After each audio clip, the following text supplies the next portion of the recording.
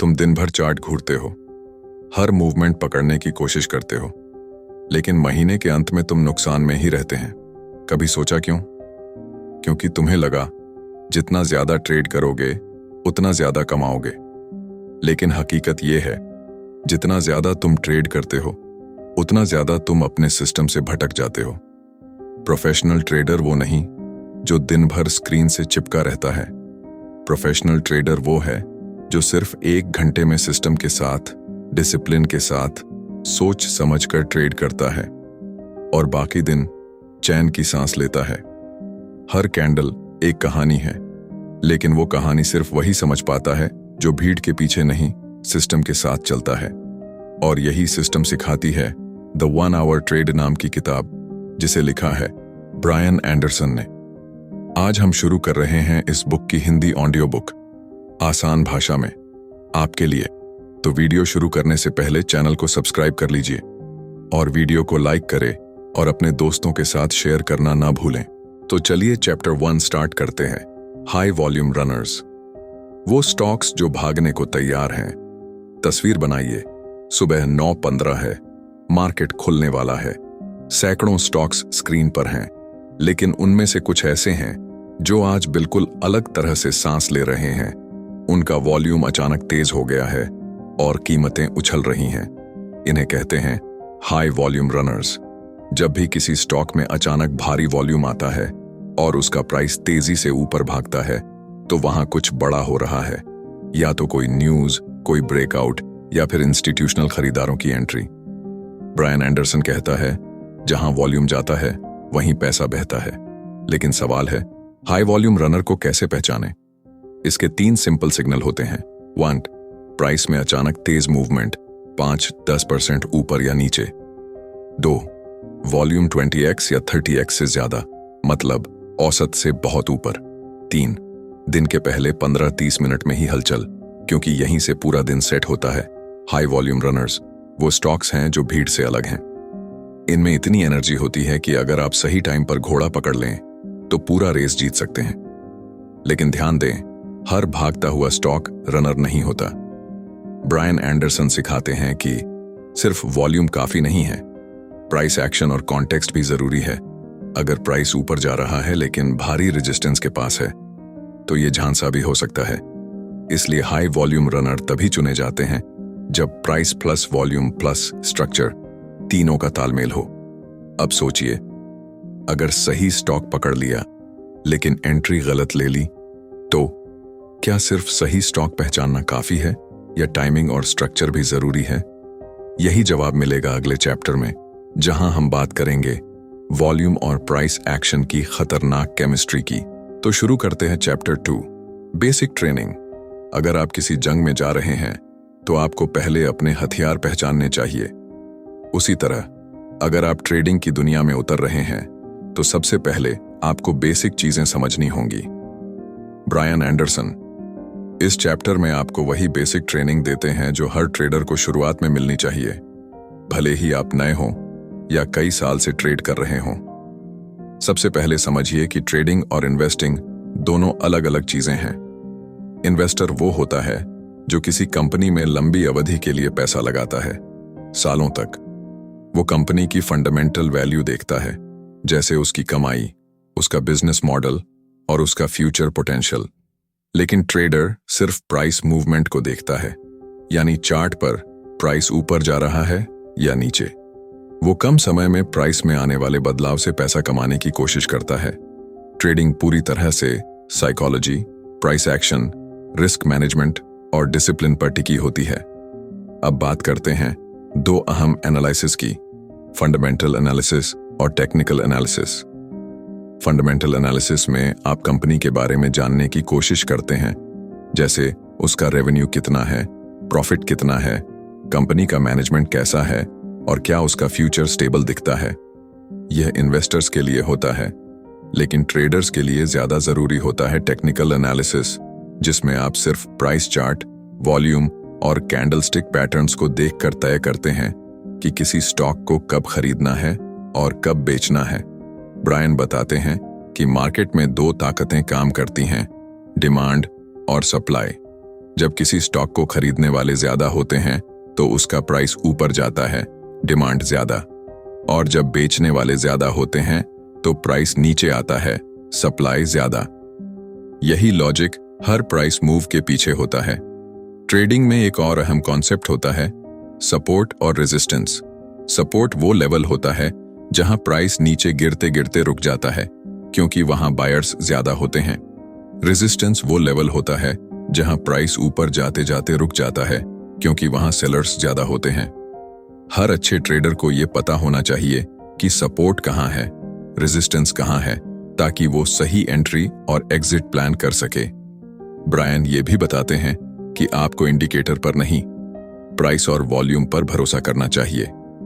Indicators अक्सर lag करते हैं, यानी थोड़ी देर से सिग्नल देते हैं, लेकिन प्राइस और वॉल्यूम हमेशा रियल टाइम में सच बताते हैं। इस चैप्टर में ब्रायन एंडरसन आपको एक सॉलिड फाउंडेशन देते हैं ताकि आप आने वाले चैप्टर्स को आसानी से समझ सकें। ये एक तरह से आपकी माइंड और लैंग्वेज को ट्रेडिंग के लिए तैयार करने वाला हिस्सा है।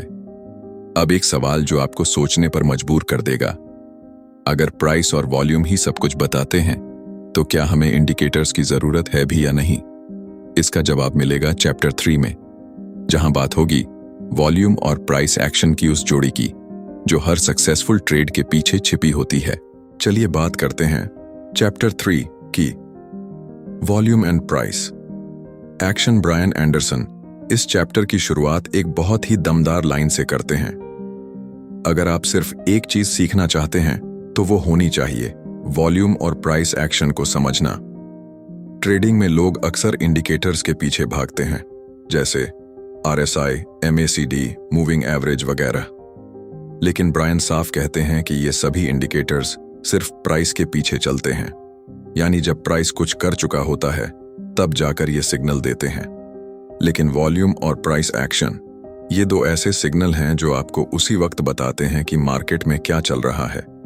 वॉल्यूम यानी किसी स्टॉक में कितनी क्वांटिटी में खरीद बिक्री हो रही है। प्राइस एक्शन यानी प्राइस का बिहेवियर, वो ऊपर जा रहा है या नीचे, धीरे बढ़ रहा है या तेजी से, क्या वो किसी लेवल को ब्रेक कर रहा है या रिजेक्ट। अब दोनों को एक साथ देखें तो एक असली ट्रेडर की आंखें खुल जाती हैं। मान लीजिए किसी स्टॉक का प्राइस ऊपर जा रहा है लेकिन वॉल्यूम बहुत कम है। इसका मतलब क्या है? हो सकता है वो मूव झूठा हो, यानी फेक ब्रेकआउट। लेकिन अगर प्राइस के साथ वॉल्यूम भी जोर से ऊपर जा रहा है तो इसका मतलब है कि उस मूव में दम है। ब्रायन कहते हैं कि वॉल्यूम किसी भी प्राइस मूव की सच्चाई बताता है। अगर प्राइस ऊपर जा रहा है और वॉल्यूम भी बढ़ रहा है तो बायर्स ज्यादा हैं और मोमेंटम स्ट्रांग है। अगर प्राइस ऊपर जा रहा है लेकिन वॉल्यूम घट रहा है तो समझ जाइए कि ऊपर जाने की ताकत नहीं बची।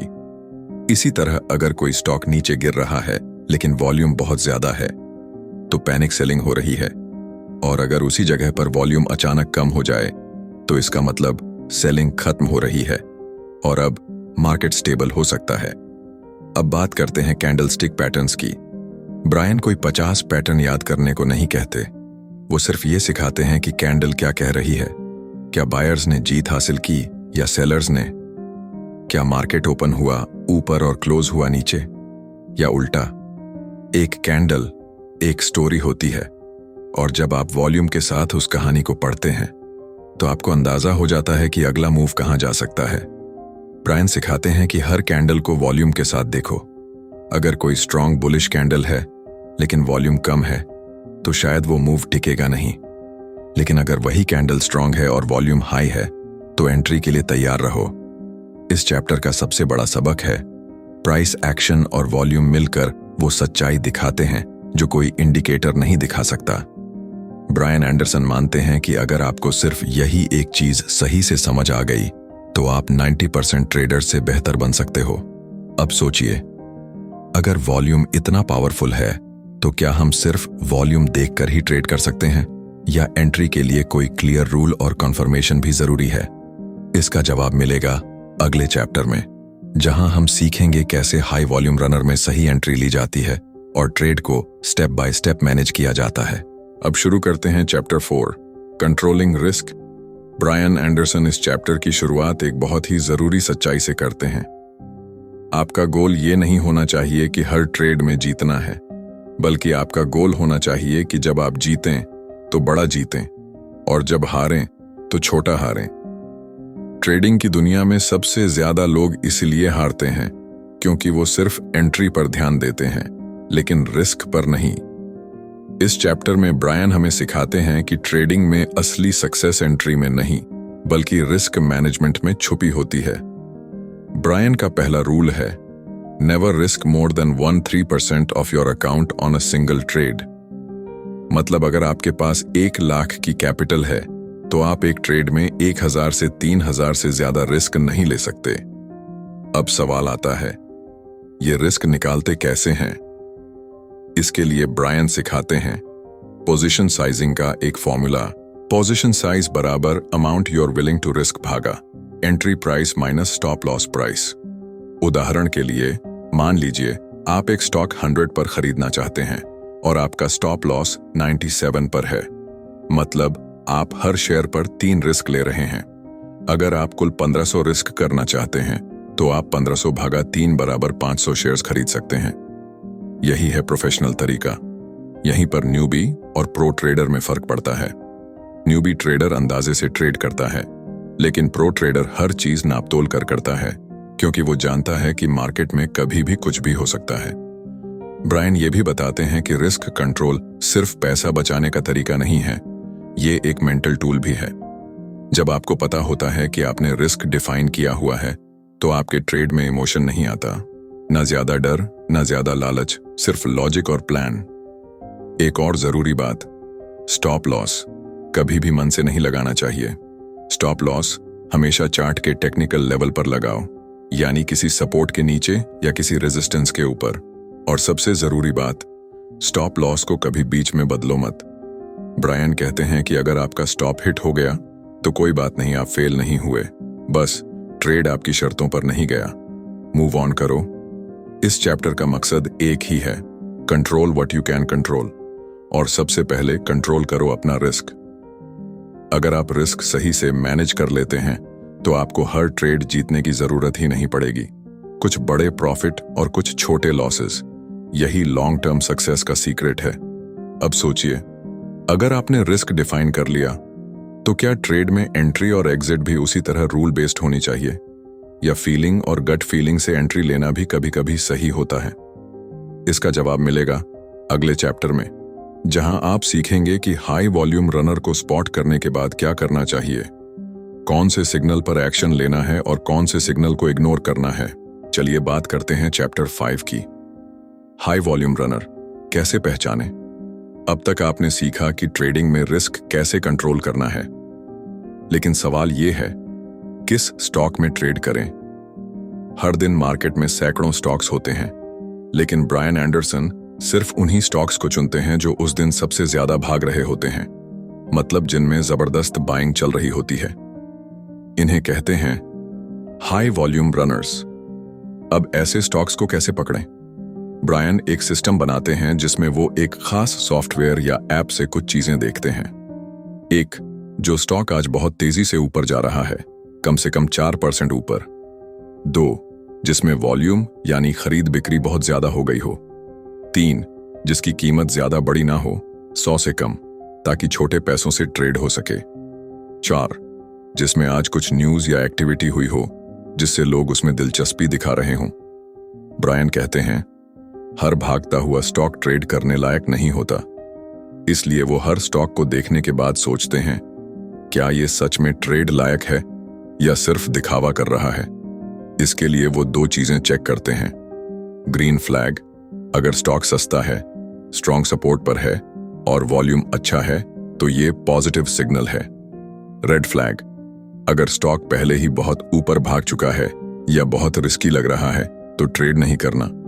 ब्रायन का रूल है, हर अलर्ट पर ट्रेड नहीं लेना है, पहले चेक करना है क्या ये स्टॉक सिस्टम में फिट बैठता है या नहीं। इस चैप्टर का सबसे बड़ा सबक, सिर्फ सिग्नल आना काफी नहीं, सोच समझकर एक्शन लेना जरूरी है। अब एक सवाल, अगर आपको सही स्टॉक मिल भी गया तो एंट्री कहां और कैसे करनी चाहिए? सीधे कूद जाएं या थोड़ा इंतजार करें? इसका जवाब मिलेगा अगले चैप्टर में, जहां बात होगी एंट्री स्ट्रैटेजी की। तो अब बात करते हैं चैप्टर 6 की, आफ्टर द अलर्ट।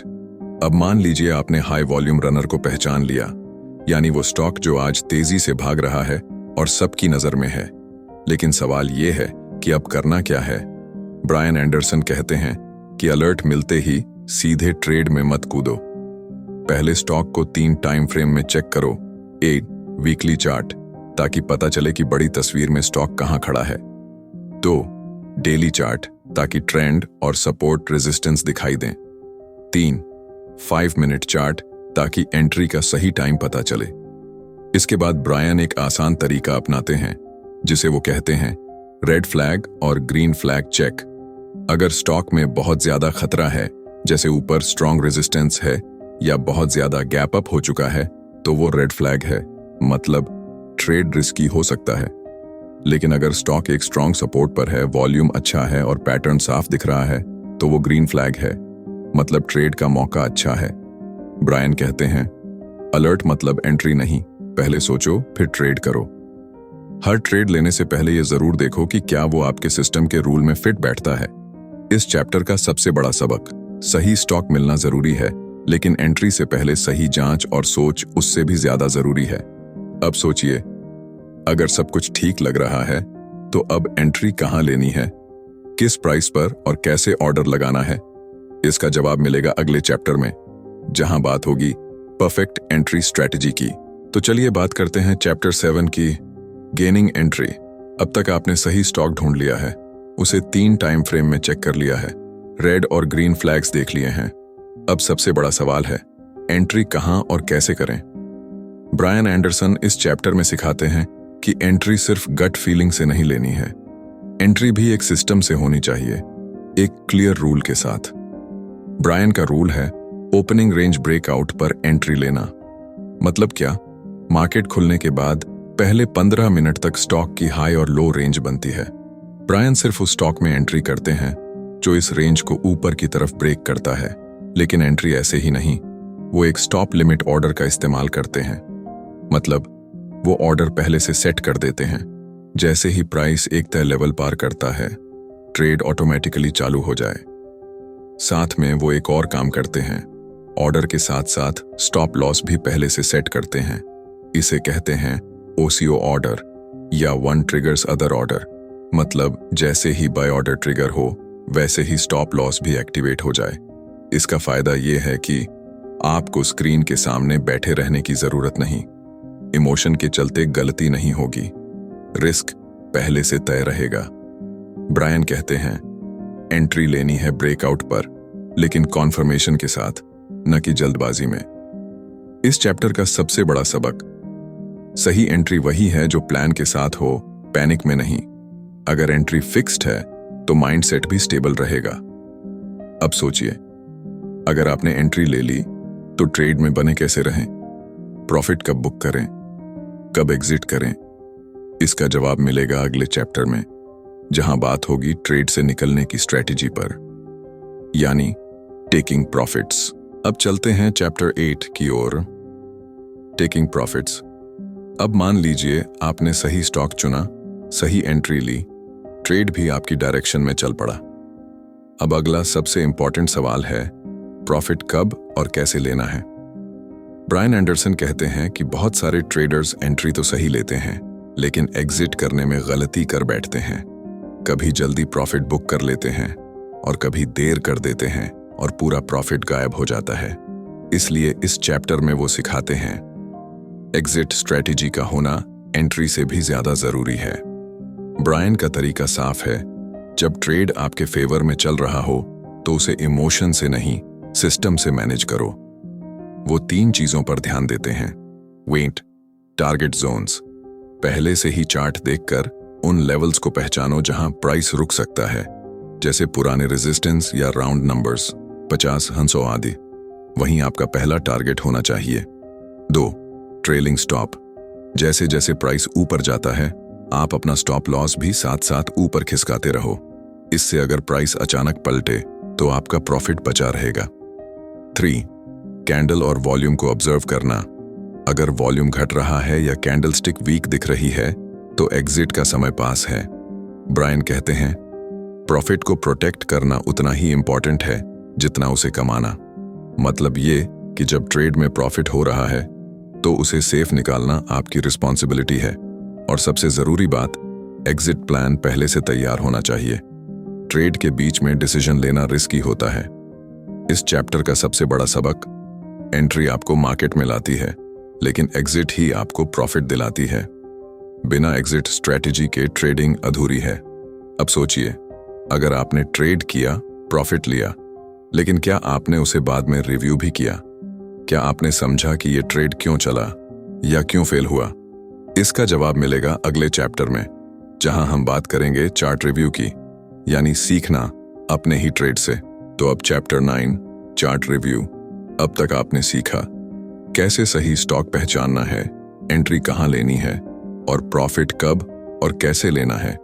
लेकिन अब बात आती है अपने किए हुए ट्रेड से सीखने की। ब्रायन एंडरसन कहते हैं, बेस्ट टीचर आपका पिछला ट्रेड होता है। इसलिए वो हर ट्रेड के बाद क्या करते हैं? वो चार्ट्स को वापस देखते हैं और समझते हैं कि एंट्री सही थी या नहीं। एग्जिट जरूरत से जल्दी हो गई या देर? प्राइस और वॉल्यूम का बिहेवियर कैसा था? क्या कोई रेड फ्लैग उन्होंने इग्नोर कर दिया था? इसे कहते हैं चार्ट रिव्यू। ब्रायन पुराने चार्ट्स निकालकर उस टाइम के कैंडलस्टिक पैटर्न्स, वॉल्यूम और मूवमेंट को एनालाइज करते हैं। वो ये देखते हैं कि कौन सा ट्रेड सिस्टम के रूल से मैच करता था और कौन सा नहीं। कई बार वो ये भी पाते हैं कि ट्रेड हिट नहीं हुआ लेकिन सेटअप एकदम परफेक्ट था। तो इसका मतलब है कि सिस्टम सही है, बस मार्केट का मूड नहीं मिला। और कई बार ट्रेड चला भी गया लेकिन बिना सेटअप के, तो वो समझ जाते हैं कि वो ट्रेड लक से चला, सिस्टम से नहीं। चार्ट रिव्यू से एक बहुत बड़ा फायदा होता है, आप इमोशन को पीछे छोड़कर लॉजिक से सीखते हो।